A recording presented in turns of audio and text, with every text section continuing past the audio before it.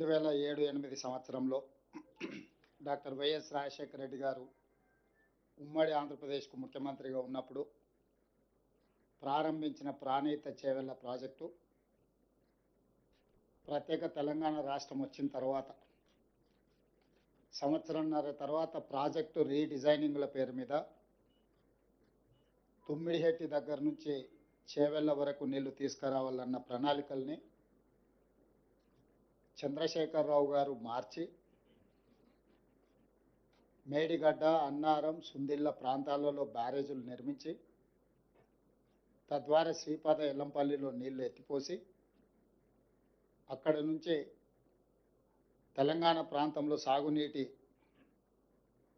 వసతులు కల్పిస్తా అని చెప్పి ఈ ప్రాజెక్టు నిర్మాణం చేపట్టడం జరిగింది. 2015-16లో మొదలుపెట్టిన ఈ పనులు 2018-19లో పూర్తి చేసి ప్రజలకు అందుబాటులోకి తీసుకొచ్చినని చెప్పి ఆనాటి ప్రభుత్వం చంద్రశేఖరరావు గారు చెప్పడం జరిగింది. నిర్మాణం జరిగిన 3 సంవత్సరాల లోపే 2023 అక్టోబర్ ప్రాంతంలో మేడిగడ్డ బ్యారేజ్ కుంగిపోవడము,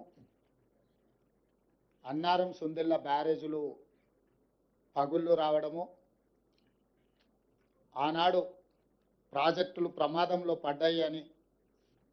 సాంకేతిక నిపుణులు, నేషనల్ డ్యామ్ సేఫ్టీ అథారిటీతో సహా కేంద్ర ప్రభుత్వ రంగ సంస్థలు గుర్తించి వాటి మీద విచారణ చేసి ఆ విచారణ సందర్భంగా ప్రణాళికల లోపం, నిర్మాణ లోపం, నిర్వహణలో లోపం, డిజైనింగ్, కన్స్ట్రక్షన్, ఆపరేషన్ అండ్ మెయింటెనెన్స్లో లోపాలు ఉన్నాయి. దీని మీద పూర్తి స్థాయిలో విచారణ జరగాలని ఆనాడు రాష్ట్ర ప్రభుత్వానికి చంద్రశేఖరరావు గారు ముఖ్యమంత్రిగా ఉన్నప్పుడే నివేదికలు ఇవ్వడం జరిగింది. ఆ సందర్భంలో పిసిసి అధ్యక్షుడిగా నేను, శ్రీ రాహుల్ గాంధీ గారు మేడిగడ్డ బ్యారేజ్ను సందర్శించి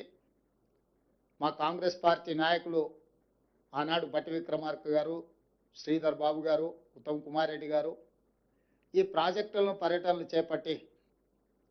ఇందులో లోపభూయిష్టమైన నిర్ణయాలు, అవినీతి, ఆశ్రిత పక్షపాతము,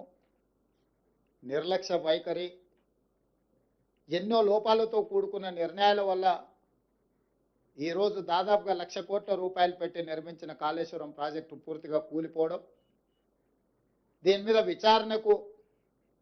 ఆదేశిస్తాం ప్రభుత్వం అధికారంలోకి రాగానే అని చెప్పడం జరిగింది. ఎన్నికల మేనిఫెస్టోలో కూడా ఈ విషయం స్పష్టంగా జ్యుడిషియల్ ఎంక్వైరీ చేస్తామని